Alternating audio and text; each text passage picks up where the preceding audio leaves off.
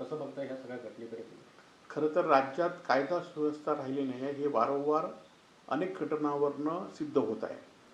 काही दिवसापूर्वी संभाजी ब्रिगेडचे अध्यक्ष यांना पण दिवसाढवळ्या मारहाण झाली.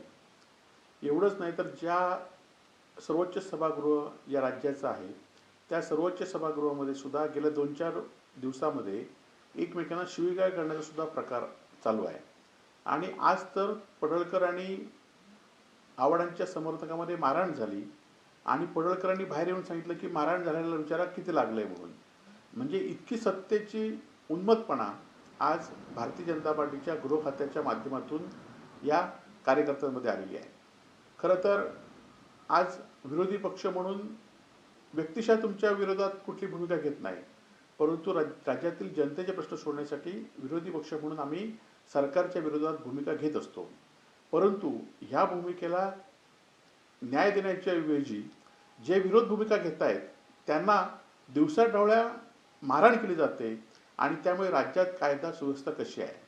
खरं तर अशा प्रवृत्तींना वेळीच रोखलं पाहिजे, नाहीतर या पुढच्या काळामध्ये सुद्धा अशा प्रवृत्तीच्या विरोधात सुद्धा आम्हाला सुद्धा 2 हात करावे लागतील आणि ते आम्ही शिवसेनेच्या माध्यमातून निश्चित करू.